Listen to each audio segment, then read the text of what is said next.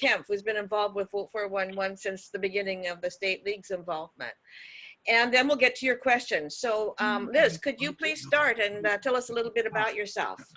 Absolutely. Thank you so much. And I am so glad to see so many people here on what feels very early on a very ugly Saturday morning.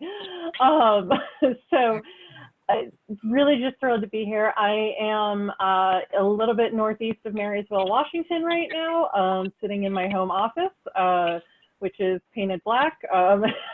Behind me, that is not a weird background, that's just my office.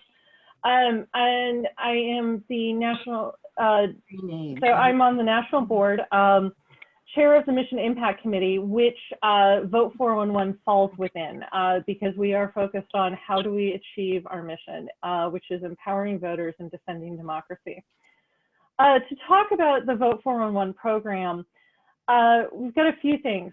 Many of you may have seen the new vote411.org. It was rolled out last summer. I am thrilled with it. We are doing a lot with it that even goes beyond where we are right now.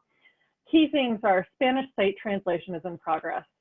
We are working on getting this done as soon as possible so that we have the ability to reach people in both English and Spanish. And the other election alerts are available. You won't see this if you click on Washington State because we don't have an election this week or in the next couple of weeks. But for states who have primaries that are coming up, New York is a good example, Nevada, South Carolina, there are election alerts in Spanish and English, particularly related to COVID-19. So, you know, what are the differences in voting? Are there any? And we're updating this as we get new information. The other big thing is a first-time voter checklist. So if you know any first-time voters, you can have that information right there, point them to it directly and say, hey, go here. And it gives them an entire list to run through to make sure that they are able to vote right off the bat easily. The other is election day problem hotlines, multilingual. So this is not necessarily a going to the polls type of problem in Washington, but if there are problems with people voting, there are ways for them to contact people who can help, whether that's in English, whether that's in Spanish, Arabic, as well as multiple Asian languages. The back end has not changed. I will note that. We have put in budget requests for this coming biennium to do that work. I am putting it in target prior to 2022. The key thing to take away here is that nothing is changing in how you currently use the system for this election. For our primary or for our general in 2020, there are going to be no significant changes to the back end. You're not going to see any changes there. We're going to do that work though. It's time to do it. It needs to be done. There's a ton of reasons, but we have been working on getting this budgeted for and getting this done. It's going to be a little while. This is very, very infancy type of asking for the budget that needs to happen. The other that I just want to highlight, because LWVUS does outreach to candidates for some states and help support them, they have seen the highest response rate from snail mail. Not from email, not from phone calls, from snail mail. So that's just my tip of, if you're not hearing from people, try sending them a letter. All right, thank you, Liz. Such excellent information. And Beatrice, could you tell us a few things, please? Okay, well, it's great to have so many people here. I'm not going to take too much of your time because this is mainly going to be a question and answer session. But I did want to remind people from local leagues to get your questions in, the questions for your candidates. This is really important because it's the only way that our questions can be focused on local issues. We're handling the whole state at our committee, and we have no way of knowing what's going on where you are unless you help us. So please, our deadline is June 10th. Please get the information in. And the other thing I wanted to say was that we're still looking for someone on our committee to help us with publicity. We've got the tools, but and so it's not a huge job. It's just we need someone who will update them for every election and make sure they're disseminated. So, and this doesn't have to be a Seattle person. We've got members of our committee who are not in Seattle, and that's great because we're a state committee. And we're all getting really good at meeting remotely and exchanging ideas. So if you can help, let us know. Thank you. Thank you, Beatrice. Julianne, please tell us a bit. Hi, I'm Julianne Kempf, and I've served on both the Seattle-King County and the state boards, and they asked me here today to talk to you about a little bit about how we work with candidates, and also to answer your questions when we move into the Q&A. I've been a part of the State Vote411 team from the first year in 2012, so this is my 9th cycle with Vote411, and I was originally appointed as just the local point of contact for candidate questions from Seattle-King County. And then Linnea Hurst and Becky Cox, who were doing yeoman's work on this back in the very first year, asked me to increase my role. Part of the reason that I handle the candidate issues and the technical issues is I'm a former superintendent of elections for King County, and I'm a Washington State certified election administrator. So I handle for the committee the technical end of administering an election and how those elements affect and inform what we're doing with Vote411. So my role on the team oftentimes is to interact with candidates. They will have a variety of questions. Oftentimes they'll have little technical glitches with their submissions that they're looking for a little help with. For some reason, they're having trouble loading their answers, or our single most a frequent issue that we have is the uploading of the candidate photo. And that is something that I frequently interact with them on. But sometimes they have questions about forums. They've heard about a League of Women Voters forum that's happening in their area, and they weren't informed. Or they have a very basic question like, why wasn't I invited to be in the candidate voter guide? And they don't realize that because the state of Washington is a top 2 state, if there's only 1 or 2 people filed, they're not going to appear on the primary ballot. They will go directly to the general election ballot.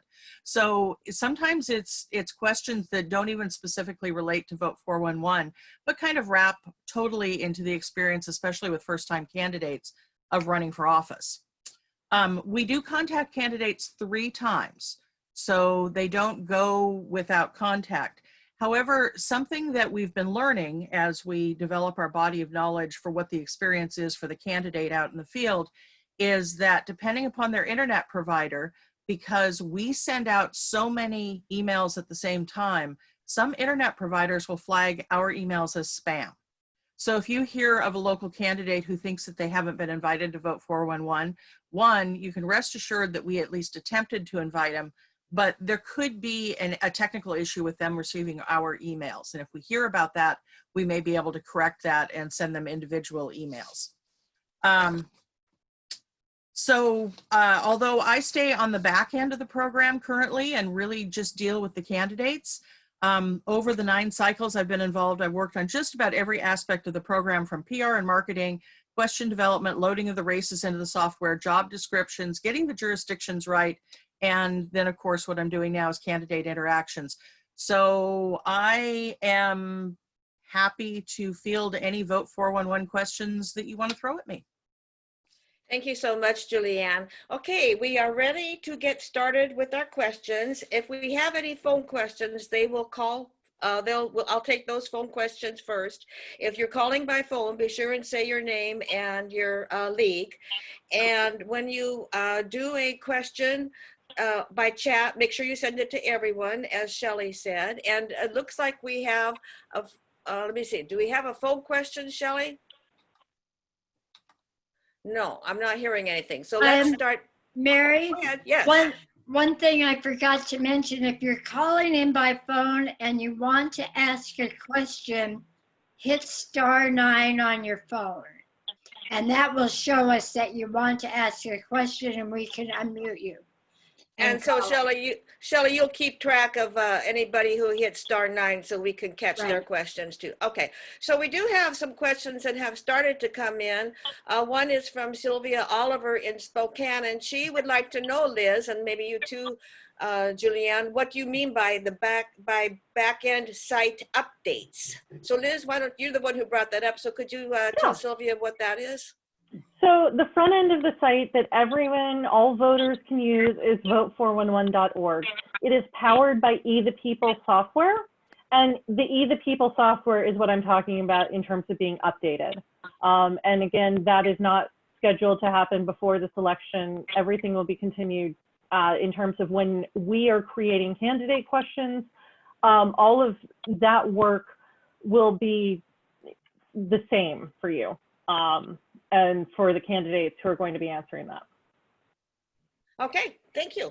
Let me add one more bit of information. We may not be able to get to everybody's questions today, and we do want to make sure all the questions are answered. So whatever questions you enter into chat, Julianne and Beatrice have committed to answering, and we'll get those answered. I'll keep you posted as to where and when you can find them. So let's see here.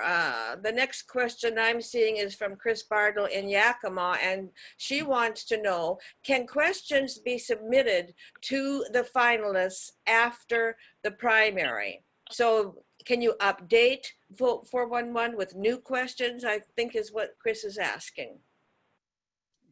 So Julianne, please answer that Well, one. I was going to say there's actually two answers to that question because there's a policy piece and a technical piece. The technical piece is yes, we could update the answers. The policy piece is one that I would have to shoot back to Beatrice Crane, who's the current state chair, and the board. And I don't want to put them on the spot and say that they should have to give an answer right now, but there would be some policy issues with, do we want to add additional questions and go back and ask the candidates to refill out the questions? And I think it's a possibility, and we do have the technical ability to do it, but the policy piece would be something that we'd have to discuss. Okay, thank you. So next from Sarah Phillips of the Seattle-King County League, how do you distinguish Vote 411 from the information in myvote.wa.gov? What? I think that would be, again, a marketing question to shoot back to Beatrice and the board, because My Vote, of course, is the official voter portal from the Secretary of State's office for the state of Washington. And I think that the really distinguishing feature is that My Vote is just the fax ma'am kind of portal, because of course the Secretary of State can't look like they're dipping their finger into anything related to the policy issues and the voters' choices about who they might want to vote for. They've got to give just straight information, which we do too, but we have the added element of the questions that we put to the candidates and that information that those candidates are responding to, so that the voter has a chance to really look at the candidates side by side. Okay. All right, well, let's move on to the next question from Linda Benson, and she's on the state board. And she asks, is there a way that you can let the local leagues, before you first contact that you can let the local leagues know before you first contact the candidates? Small leagues know these people and can let the candidates know what's going on and what the contact is all about. So what's your answer there? I think we already do, but I recognize that, having been someone that wasn't necessarily receiving the information that went directly to my local league, sometimes I wouldn't see the additional information that was sent out for Vote 411. I believe that we put it in the TWIL. And for those who don't know what the TWIL is, it's This Week in League, and it comes out every week. But I think that we may need to do a better job of specifically calling out Vote 411 calendar information so that everybody is in sync. So that's a good note for an area that we can improve a little bit in. And Beatrice, if you have anything to add, please jump in. Yes, we have been communicating through the Voter Services Network, and I do try to let local leagues know when things are happening. So and I will continue to do so. Okay, and so our next question is, I think this goes to you, Liz, if I am catching the gist here. Is the first time voter info specific to Washington's mail-in system? It is not specific to Washington's mail-in system, but it does invite people to put their address in or select their state so that they can see information specific to Washington. Okay, thank you. So we do have all of the specificity per state. So, you know, South Carolina is where my mom lives, so I'm a little more familiar with that. They do have the information that's specific to South Carolina. They also have the Washington state specific information. If you go to vote411.org, you can click on Washington and you'll see just a plain non-address based, here's all the things you need to know for your state. Okay, thank you. And from Martha Burke, she would like to know, how do we ensure that candidates fill out the profile for Vote 411? Sometimes they don't find it in their interest to do so. That is correct. And that is an ongoing challenge with Vote 411, is that there are some candidates who feel politically it's not in their best interest to fill out the candidate profile. We also find that a lot of candidates who are running unopposed for somewhat understandable reasons, although it would be great if they still responded to their constituency so that they could see what their answers were to the question, but we have trouble with those candidates. And we also have candidates who legitimately from their perspective feel like there's a political risk either way, answering the questions or not answering the questions, and they choose to not answer the questions. Long term, the more we build public response and public interest in Vote 411, the more likely the candidates are going to be to respond, because it's going to look bad if they have no answers in there. So that's, you know, long term, what we really need to do is build public support and public interest in Vote 411, and we're going to find more and more candidates are responding to it. But then we have the other problem of candidates who, for one reason or another, don't get the email, don't get nudged, and so they just don't know about it. Thank you, Julianne. Shelley, do we have any phone calls? I just wanted to double check and make sure we're not missing anybody who's called in with a question by phone. We have one person with a raised hand, but he also typed in a question. Robert Kramer. Okay, and his question is up next, and he asks, what about buttons, shirts, and editorials in the newspaper? So buttons and shirts are sounding a lot like promotional materials. And Liz, you had some information on promotional materials from the National League. Do you want to comment on that? Yeah, if you go to the league management site, it's lwv.org/league-management. There's also a button all the way down at the bottom. You can scroll down and get there. There is, I don't know exactly where it is, but there is a where to buy t-shirts and posters and other things like that. I believe it's posters as opposed to like a yard sign. But there are items that you can purchase with the new Vote 411 logo. There are also Vote 411 logos available as part of the materials of the communications toolkits that are available on the league management site. This is Mike Creamer. I'm just very interested in. Excuse me, Robert. We're taking the chat questions. So Okay. Any comments that you have, if you want to just include them in the chat, we'll make sure we get to them that way, and then everybody will have a chance to have to participate here. There is also in your question, though, a comment about editorials in the newspaper. And Julianne and Beatrice, maybe you have some ideas about local leagues getting editorials in the newspaper and how we can help facilitate that. I would actually defer that question to Beatrice, because that's more of a 411 chair question. And I just would like to reiterate that we really need somebody exclusively handling publicity. It's you know, right now, it's sort of the last thing on that I'm thinking about, because I'm working on, getting the data ready and that part of the work. So please help us. Yeah, okay, there's an appeal for somebody to jump in and help out. Let's go on to the next question. I think we've touched on this, but it gets at it in a little different way, from Deborah Peterson of Jefferson County, who would like to know. She would like our local unit to be able to contact local candidates as soon as questionnaires have been sent, including letting them know who the sender will be and how the subject line reads. Can that information go out to leagues when the questionnaire goes out? Sure. So, well, this is just a reminder to everybody, all of these chat questions, because this event is being recorded, all of these chat questions will be retained, and we'll be able to keep them, and Beatrice and Julianne and other members of the Vote 411 committee can go back and pick up on some of the great ideas that we're seeing here and bring them into reality. Okay. So from Toyoka Sakura of Clallam, could we put a link to Washington State PDC, the Public Disclosure Commission website, in Vote 411?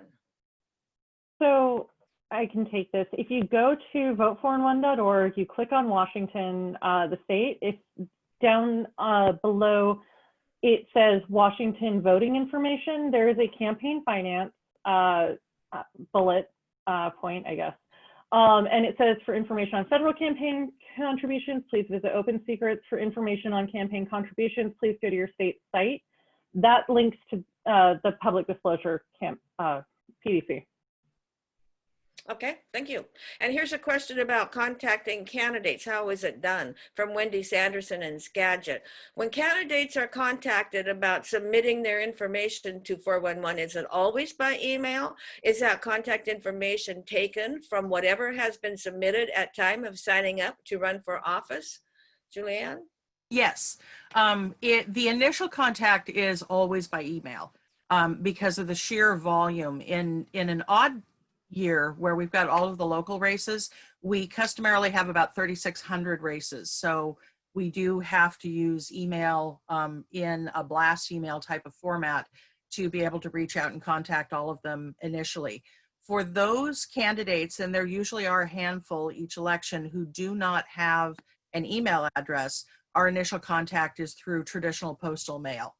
The information that we contact them at is the information that they provided to either their local election office or the Secretary of State at the time that they filed for office.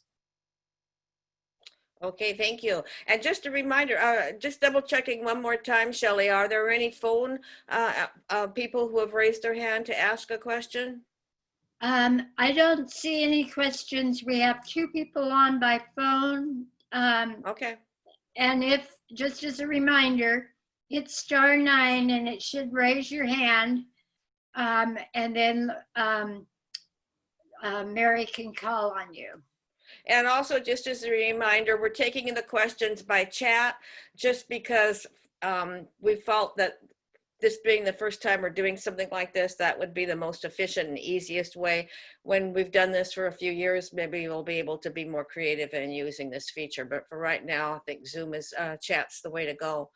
And Marilyn Perkins from Benton Franklin asks, are you aware Vote 411 won a Webby Award?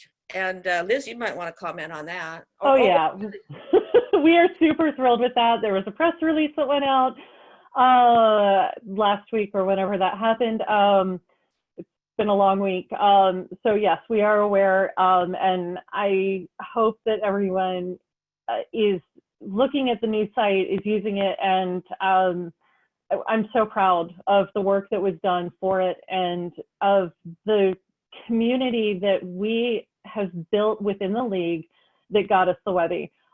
We were up against some heavy hitters, including NASA. But, you know, as I said to someone, NASA inspires me to look at really cool pictures and learn from them. But not to go and click a button, that requires me to actually sign into something to vote for a Webby. The league inspires that. So I'm really proud of the work that we've done and the league that we've built. Thank you, Liz. I think we all are actually. So let's see here. We have a question from Nancy Dahl from Tacoma Pierce County, and she would like to know what is the rule that determines the date when the state information is loaded? I think we might need a little bit of clarification because there's a piece of state information that is actually loaded at the national level, but I'm not certain that that's front facing enough that folks would be aware of it. And then we load in fact, Beatrice and Linnea, I was watching the Dropbox notifications come up. They started literally the minute that the withdrawal period closed this year. So we start loading the state information, literally within the hour after we know who the candidates are and what has been set for the election cycle. But it is a process. It takes a little bit of time. And so because we load the raw data from the state, and then we have to load the job descriptions, and we have to load the jurisdictional information, the shape files, which is what controls which races appear on somebody's ballot based upon their address. So there's a number of different pieces to it that have to happen. And in fact, that work is happening right now. Thank you. Beatrice, did you want to add to that at all? Well, yeah, the raw data also has to be put in the format that the software expects, and that takes a while too, because we've got the candidate list for the whole state. And there's some inconsistencies and so on. So yeah, it's we're just getting to the point where we can maybe load it into Vote411 pretty soon. Okay, I know it's a huge task. And Julie Sarkisian from Seattle King County League asks, isn't it the league's role to help nudge candidates? And here I think Julie is asking about local leagues, because I know that's what we ask local leagues to do, is to nudge candidates. So Julianne and Beatrice and you too, Liz, if any of you have ideas about how, about nudging candidates and what can be done there and what the local leagues can do. Well, I just want to echo what Beatrice was saying earlier about we really need a person or possibly 2 or 3 people who want to work the PR and marketing end. We had a fabulous person doing it for the last couple of cycles. She unfortunately has a workload that is not going to allow her to continue. And what it sounds like from your questions, we're consistently hearing, we want you guys to communicate with us so that we can help out in the local level, which is exactly what we want as well. But we definitely need those people who can commit some time and be able to have that back and forth communication with the Vote411 team and the local leagues and the broader public. Because if we don't communicate, if we can't communicate and don't have the resources to do it, it's not going to happen. So yes, it is the league's role. But that's all of us. So if you want to do PR and marketing, please contact Beatrice. Okay, and our next question is from Judy Zeider from Clark County, and she asks, where do we send questions? Do they have to be from local league board, or may they be from individual members? Beatrice, do you want to answer that, or Julianne, go ahead, whichever. No, I was going to say, I think this is a Beatrice question. Okay. Well, and on the contact list, you'll see the email of where you send the questions.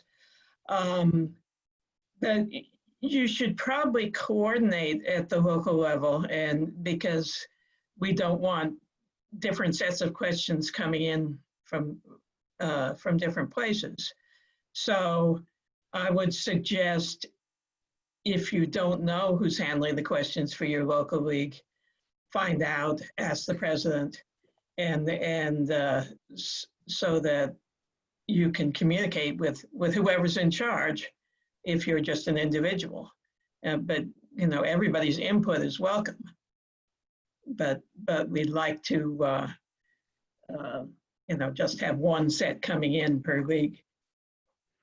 And may I just add that the National League has a document they've prepared called Are Your Questions Unbiased? That's kind of fun to take a look at because they compare one way of asking a question and then another way of asking the same question, kind of showing, the difference between how to put the question in a biased versus unbiased manner. And that's available. I can send that out to the Voter Service Network so people can take a look at that. It helps in framing the question. Do you want to add to that comment, Beatrice? If you don't want to, you don't. I'm just giving you a chance, that's all. Yeah, I think we have access to that document as well. And I think now here's an idea from Cindy Schatz of Mason County. When the candidate emails are sent, can the TWIL show the email so we can tailor our contacts to candidates to repeat the same information in a letter? So I'm hearing that it would be helpful for Cindy and others, I'm sure, to know what exactly the candidates receive so that their follow-ups can reference that. And I will try to give you as much information as I can, and I'll review these comments before sending out communication. How about suggestions for written or phone outreach to local candidates, persuasion tactics, things to avoid, stuff like that? That's from Chris in Yakima. Okay, I'll take that into account as well. Do you have any ideas of ways to reach out? I mean, should somebody just get on the phone and call up and say, hi, I'm so-and-so from such and such a place, and we really think you ought to answer the questions from the league? I mean, do you have any tips on that might be helpful for people? I have no experience at that end, and I think it kind of depends on your community and what way you communicate with your candidates. Some people in small communities, people know the candidates, and they get in touch either in person or by email. But I think that's not really for me to say what's going to work where. You have thoughts on that, Julianne?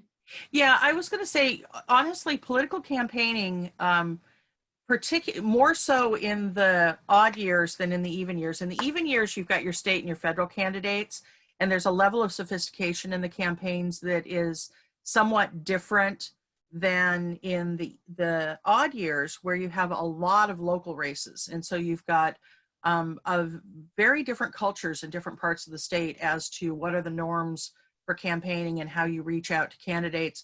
For example, in the Seattle area, if you're just going to try to pick up a phone and call a candidate, you're never going to get through. You are just not going to reach a Seattle City Council candidate that way. But you may reach a Pomeroy City Council candidate that way. So it's different throughout the state. But one of the things that we could do is compile tips and tricks that have worked in various areas. Again, I'm going to say that we desperately need somebody who wants to take the communication and PR piece on, because all of these suggestions are tremendous, and I think that we could implement them, but we've got to have the volunteer resources to do so. So if you're interested, please contact Beatrice. Thanks, Julianne. Liz, you also had commented in your opening comments that snail mail was effective. Do you want to say a little bit about that? Yeah, that's just something that we, so like I said at the beginning, the national office does help with some candidate outreach for specific states. And they have seen a really good outreach by snail mail because people miss emails, because they get flagged as spam, because they're busy. But if something arrives in the mail, I actually touch it. And I decide whether or not I'm going to take action on it then, and it's fairly likely to get to me. We vote by mail because it's fairly likely to get to us and get back. So I think that's really important, is that we try multiple outreach methods. Yeah, snail mail might not work for, some very large campaigns that are, you know, effectively having mail centers the equivalent of a small city in terms of what they're receiving. But it seems to me like it's worth a try to do a actual written letter to them. We have press release templates, which, you know, certainly have talking points that you can use. And then it's important to just talk about the league and why we're doing this work and the mission. We are here to empower voters and defend democracy. Empowering voters is providing them with information. We are asking candidates to provide their voters, to provide the electorate with information about them so that they can make an educated decision. That's going to sit well with some candidates. It might not sit well with other candidates. That's the league. Thank you, Liz. That's very helpful. And here is a comment and a question from Pam Summers also about getting the candidates to respond, and maybe the snail mail thing can fit into a scenario where an email goes out and a local league follows up with a snail mail. Just throwing that out for everybody to consider. But here's Pam's comments from her personal experience. 3 of our 5 local candidates did not respond. The 2 that were primary did fill them out. Those 3 said it was mostly because it wasn't clear who had sent the request. Involvement in league was not obvious. And it came in September when campaigning was really picking up. And her question, is it possible to send them out earlier? These were actually league supporters and were dismayed to have missed the opportunity. Julianne or Beatrice? Well, there's a couple things going on there. I see all of the test emails, and I guarantee you that it's not unclear. Well, I can't say that because you never know what somebody's personal perspective might be, but there is no lack of clarity in the language, in the phrasing, in the logo, or anything else that this is very much an email from the League of Women Voters of Washington. Now, as far as the timing is concerned, if the candidate is only appearing in the Vote 411 system for the first time for the general election because they didn't have a primary, they had a two candidate race, we can't start loading the general election races until the August election has been certified. So it's the last week of August before we can do the work of adding in the races that didn't appear in the primary ballot. And that we do it as fast as we possibly can. But that work does take through the very beginning of September. So the first invitation can't come until their race is actually in the Vote 411 system. So we do send it out as early as we possibly can. It's towards the end of the first week, beginning of the second week of September. And that's about the time actually that most of the questionnaires are going out from organizations that didn't previously endorse. So they should be getting quite a few questionnaires during that time frame, and I would hope that they'd be watching their email. But it's definitely a good note, and it's something for us to think about operationally if there's an additional way that we can make it more clear that it's a League of Women Voters email. Is the letter, the logo on the email that goes out? I believe it is, but if not, it's definitely, I believe it's embedded. And then from the test emails I get, the sender is the League of Women Voters of Washington. And the subject matter says League of Women Voters Vote 411 Candidate Guide Opportunity or something of that nature. But it's stated multiple times that it's the League of Women Voters of Washington that it's coming from. And I think part of the problem there is we all get emails and we glance at them and then we skim them and we miss stuff. I know I do, and I think most people do. And yeah, maybe that's the snail mail piece of it. Yeah, I think honestly with the email, the bigger problem is that if somebody's using Gmail, it's often sorted into promotions because of the sheer number of them we send out at the same time. It's also something that can get sorted into spam. So there's a couple of issues with the fact that it's a bulk mail send out and what the various internet providers are doing in terms of trying to sort out junk mail. Okay, thank you. Liz Carpenter from Snohomish would like someone to type out the website for buying national merchandise. So Liz, could you type out the website for buying Yeah. national merchandise so that? Yeah, I shared that a Oh, little you've bit done ago. that. It's down. Yeah. Oh, you've done that already. It's down in the next column, comment or so. So we'll move on to Beverly Johnson of Torelli. And she says, sometimes the candidates don't realize that questions in 411 aren't necessarily the ones that are asked in the local candidate forums. A suggestion would be to clarify that in the instructions, to clarify this in the instructions when they fill out the information for Vote 411. So I have heard from people that candidates do get confused on that point. Any comment, Julianne? Well, I was going to say, and quite frankly, if you've got a local league who has a really coordinated voter services operation, you're not going to have, except for maybe a couple of introductory type of questions, you are not going to have the same questions being asked in your local candidate forums that you sent in to Vote 411, because what you want to do is provide the greatest breadth of questions in policy areas that elected official, if they're elected, is going to be dealing with. So yeah, they shouldn't be the same questions, and it's a good point that we should make it clear to the candidates, these are different questions than the ones, this is not just a preview for your candidate forum. So yeah, when you're in contact with your local candidates for a forum, you can remind them at that time, and we can also remind at other times when when there's an opportunity. Tony Wilson from Thurston County would like to know if we will all be able to access the chat transcript later, and I will say that this is being recorded, so all of the questions will be captured, and Julianne and Beatrice, and I will probably recruit Liz as well to answer all the questions. So yes, you will get all the questions and all of the answers. So we're actually getting close. I mean, we have a few more minutes, but I'm seeing 34 new messages, so I know we won't get to all the questions. And so that will be very helpful, I think, to everybody to get your questions in, even if they don't get asked here. And our next one is from Robert Kramer. Could Liz send info about the National League regarding Vote 411 items? So Liz, any info you have that you would like to add, please do. Yeah, the merch portal is already posted there. There's also information about messaging on Vote 411. And again, I encourage people to go to the League management site. You can get there from the Vote 411 messaging piece that's directly on the League management site. And thank you, Liz. So our next question is from Julie Hubner. She would like to know what changes are being done to publicize the program, the Vote for One program, I'm assuming, recognizing our current situation with COVID, which this is a great question because I think people are really we're not going to be able to meet candidates at fairs and other places as we have in the past.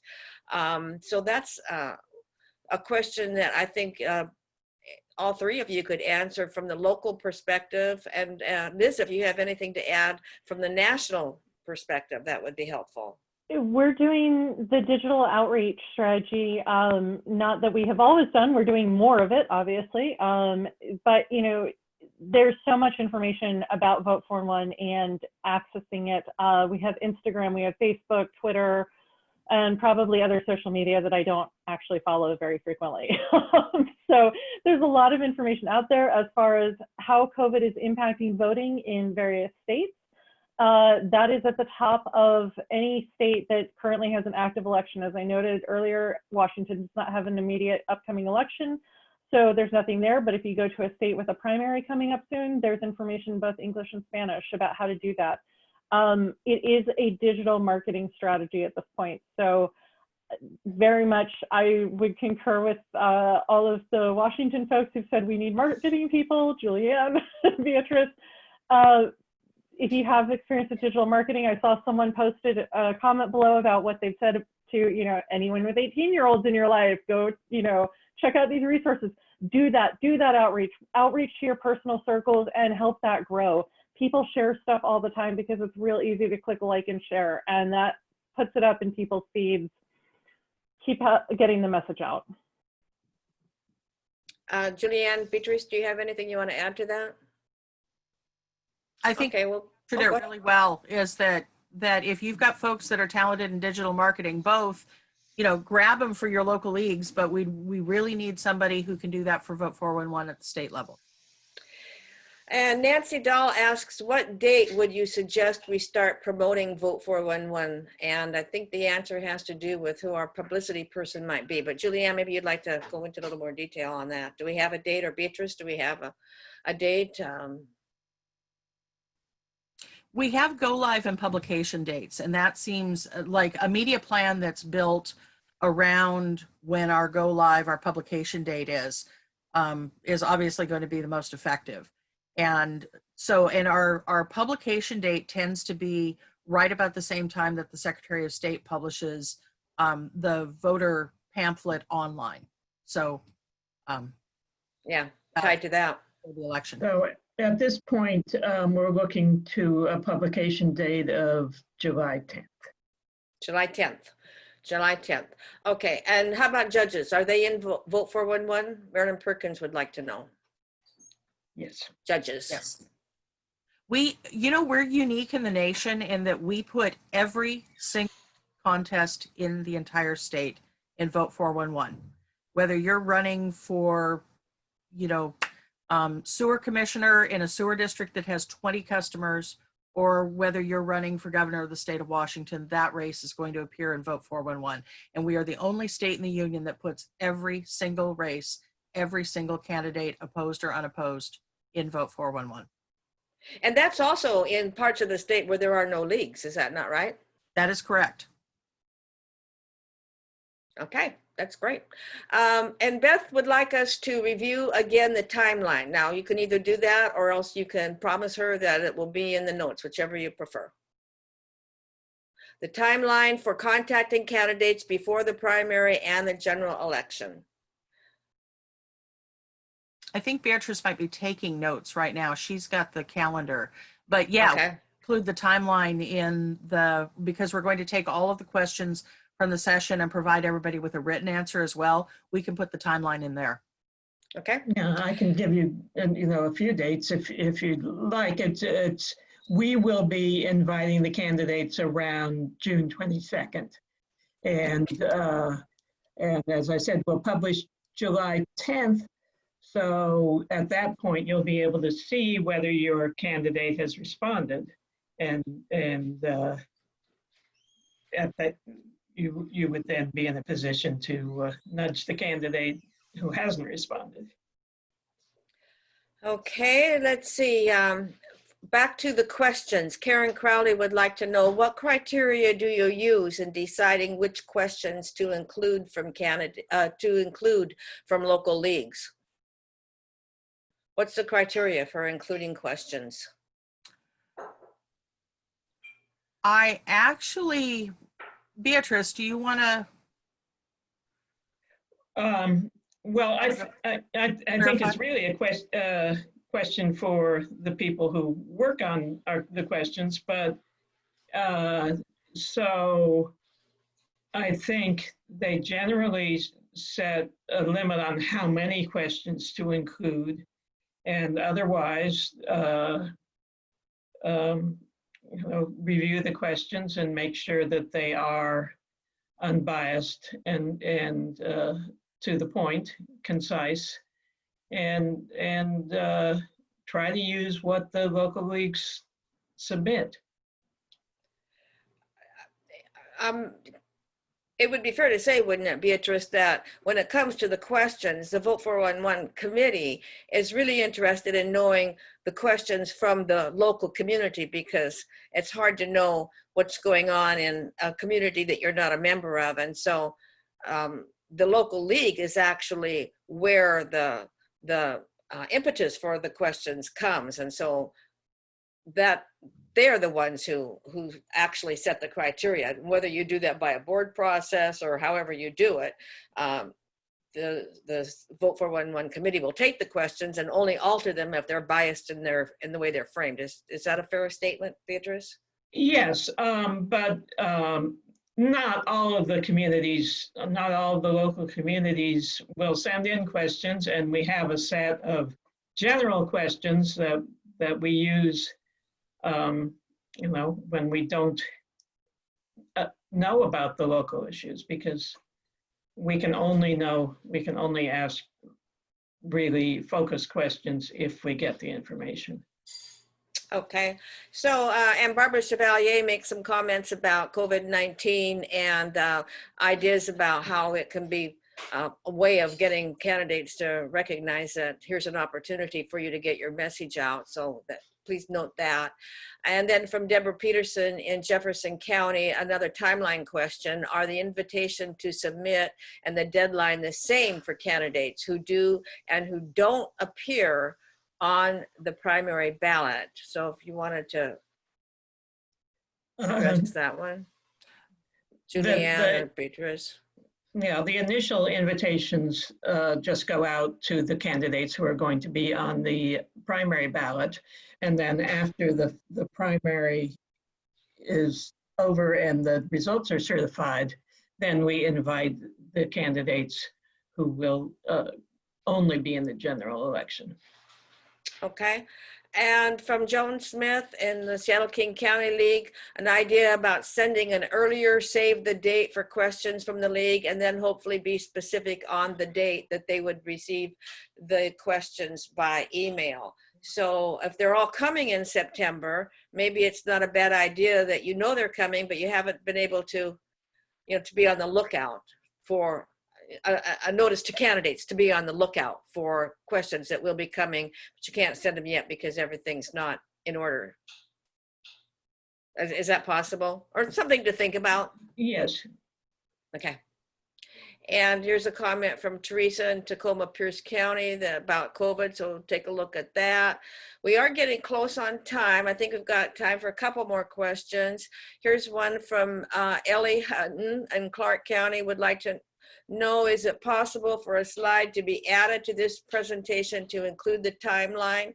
So I think folks would like to see a timeline that helps understand when certain actions are going to be the most effective. The explanation for primary certification and preparation for general is really helpful. So yes, I think that can be done. Is that not right, Beatrice? Yes. So, okay. And from Carol Butkus to is there data on how many, oh no, this is a little different. Is there data on how many hits there are on the candidates' answers to our questions? So once the Vote411 is up and running, how many people actually go there and use it? Yes, we do have metrics on that, and the patterns are extremely interesting. We've had steady year-over-year growth when you look at similar cycles versus similar cycles, because of course the odd years and the even years are different in what types of campaigns there are.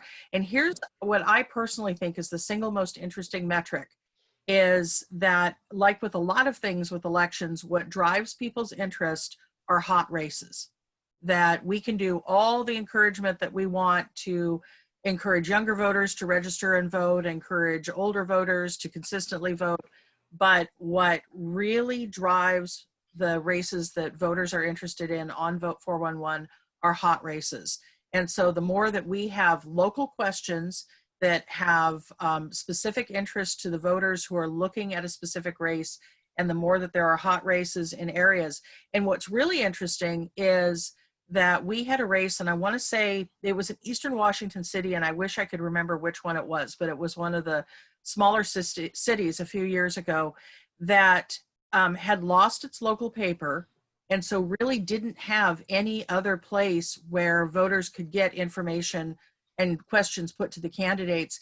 And we had a huge spike in usage of Vote411 when they had a hot race for a city council position.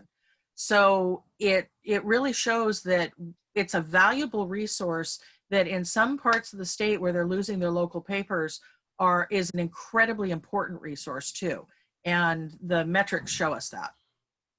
Thank you. I think you're exactly right. And I'm glad to have that everybody hear that from you. And let's take our last question from Joan Smith of the Seattle King County League. Can each local league designate a Vote411 promoter to work with the volunteer who steps up to work at the state league?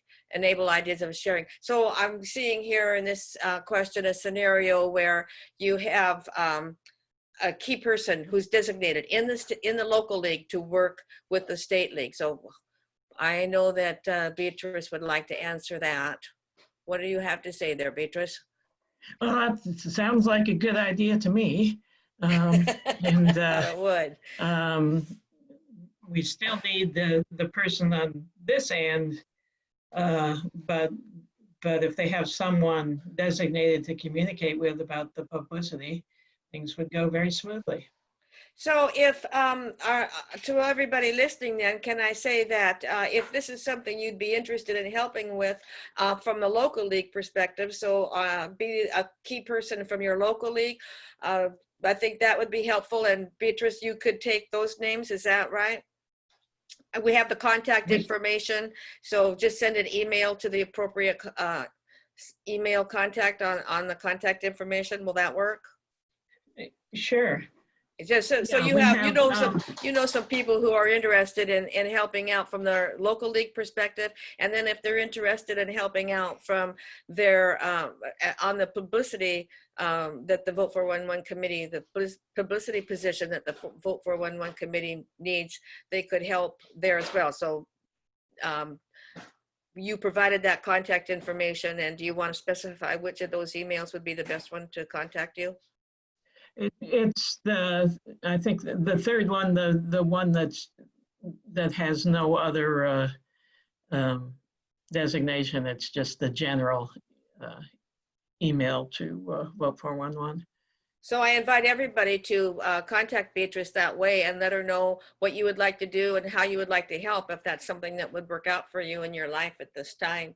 And the last part of the question about the history teachers, that's quite interesting and part of our civic ed program. And we'll let the Vote 411 committee deal with that as they go through all of these questions and get answers to all of these questions, as we talked about earlier, because I'm seeing on my computer that's 11:32. And so our event is over with now, and I can't thank you enough. It's exciting to know that there are so many people interested in this wonderful resource that the League makes available to voters, and I encourage you to let Beatrice know of your ability and willingness to help, and we can really make this a fantastic year, and this is the year that needs it, I think, more than ever. So thank you all.